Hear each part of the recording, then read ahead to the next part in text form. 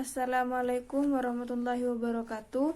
Perkenalkan, saya Lina Diroh, NIM E2019-1101. Di sini saya akan mereview atau menjelaskan ulang mengenai 5 materi sebelumnya. Yang pertama, perhitungan pendapatan ekonomi. Yang kedua, uang dan fungsinya. Yang ketiga, kebijakan moneter. Yang keempat, peran dan fungsi bank. Yang kelima, tugas dan wewenang OJK. Baik, yang pertama mengenai perhitungan pendapatan nasional, yaitu pendapatan nasional bisa diartikan nilai output suatu negara dari semua barang dan jasa yang diproduksi dalam satu tahun. Yang kedua, konsep pendapatan nasional. A. Produk distribusi bruto. Yang kedua, produk nasional bruto. Yang ketiga, produk nasional neto. Yang keempat, pendapatan nasional neto. Yang kelima, pendapatan persediaan. Yang keenam, pendapatan yang siap dibelanjakan. Selanjutnya, yang ketiga, manfaat perhitungan pendapatan nasional.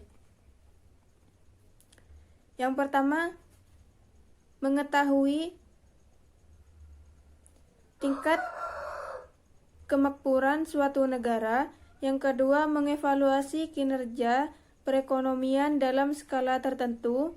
Yang keempat, mengukur pertahanan perekonomian suatu negara secara berkala. Yang keempat, memudahkan dalam membentuknya kinerja ekonomi suatu negara di sikap sektor dan lain-lain. Yang keempat, macam-macam metode perhitungan pendapatan nasional. Yang pertama, metode pendekatan nilai produksi. Yang kedua, metode pendekatan pendapatan. Yang ketiga, metode pendapatan pengeluaran. Yang kelima, pendapatan nasional dalam perspektif ekonomi Islam. Pendapatan nasional harus dapat mengukur penyebab pendapatan individu rumah tangga. Yang kedua, pendapatan nasional harus dapat mengukur produksi di sektor pedesaan. Yang ketiga, pendapatan nasional harus dapat mengukur kesejahteraan ekonomi Islam. Selanjutnya, sumber-sumber pendapatan nasional dalam ekonomi Islam. Ghanimah, sodakoh, infak, zakat, urs, dan jizah, dan lain-lain. Materi yang kedua, yaitu uang dan fungsinya. Uang adalah benda yang diterima masyarakat umum sebagai alat tukar dalam kegiatan ekonomi. Yang kedua, jenis-jenis uang menurut bahan pembuatannya. Yang pertama, uang logam. Yang kedua, uang kertas. Selanjutnya, jenis-jenis uang menurut lembaga yang mengeluarkannya. Yang pertama, uang kartal. Yang kedua, uang giral. Selanjutnya, menurut nilainya, jenis-jenis uang yaitu pertama, uang penuh. Yang kedua, uang tanda. Selanjutnya, fungsi turunan uang. Uang sebagai alat pertukaran transaksi yang sah. Uang sebagai alat pembayaran hutang. Uang sebagai alat penimbun kekayaan. Uang sebagai alat pemindah kekayaan. Selanjutnya, fungsi uang menurut ekonomi Islam. Yang pertama, sebagai alat tukar. Yang kedua, sebagai alat hitung. Yang ketiga, sebagai alat penyimpan kekayaan. Materi yang ketiga, peran dan fungsi bank sentral. Bank sentral adalah sebuah inflasi atau lembaga keuangan yang memiliki tanggung jawab atas suatu kebijakan menetap dan melahirkan tingkat aktivitas ekonomi yang stabil dalam suatu negara. Selanjutnya, tujuan bank sentral. Tujuan bank sentral adalah mencapai dan menjaga kestabilan nilai mata uang.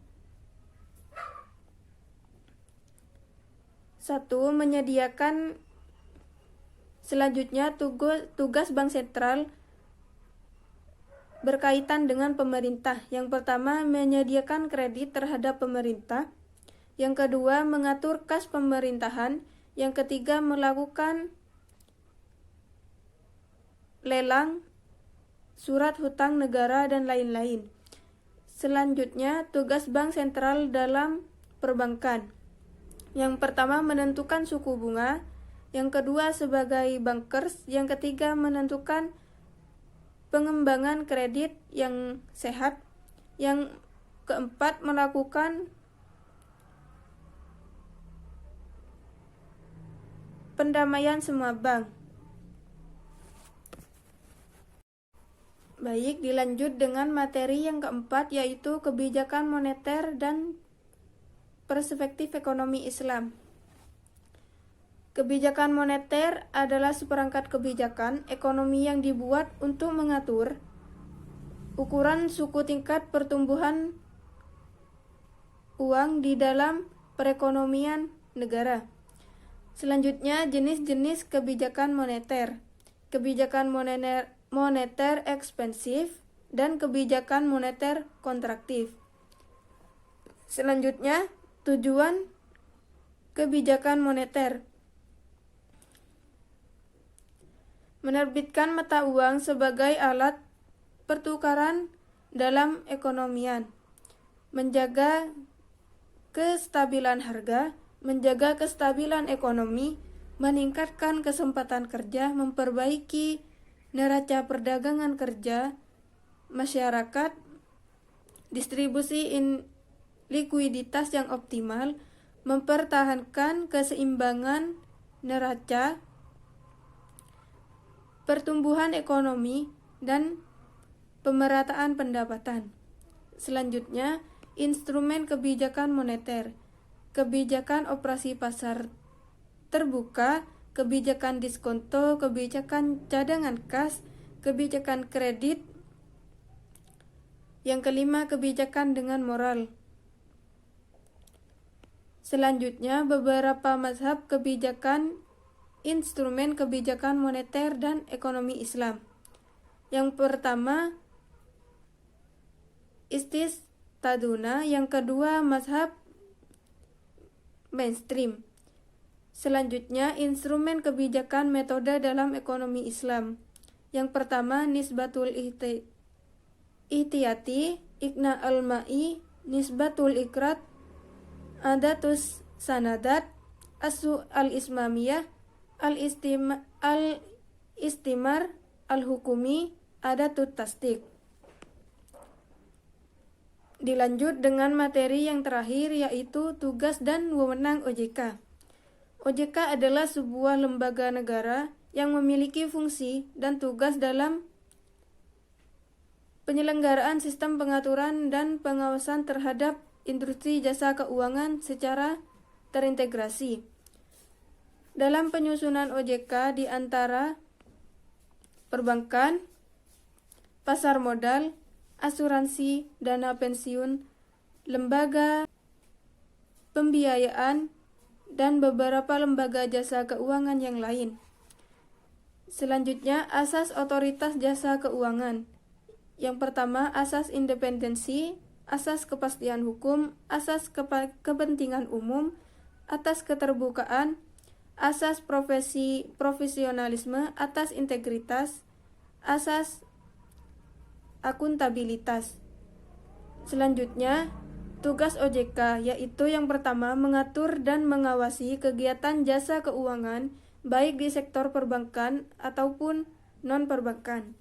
Yang kedua, mengatur dan mengawasi kebijakan jasa keuangan di sektor pasar modal. Yang ketiga, mengatur dan mengawasi aktivitas jasa keuangan di sektor asuransi, dana pensiun, lembaga pembiayaan, dan lembaga keuangan lainnya. Selanjutnya, wewenang OJK. Yang pertama, menetapkan peraturan undang-undang, di industri jasa keuangan. Yang kedua, membuat dan menetapkan peraturan tentang penguasaan di industri jasa keuangan. Yang ketiga, membuat dan menetapkan kebijakan tentang pelaksanaan tugas OJK. 4. Mengatur tentang tata cara penetapan statuter di lembaga jasa keuangan lainnya. Membuat dan menetapkan kebijakan mengenai tata cara pengawasan terhadap industri jasa keuangan. Baik, itu penjelasan dari saya, kurang lebihnya mohon maaf. Wassalamualaikum warahmatullahi wabarakatuh. Terima kasih.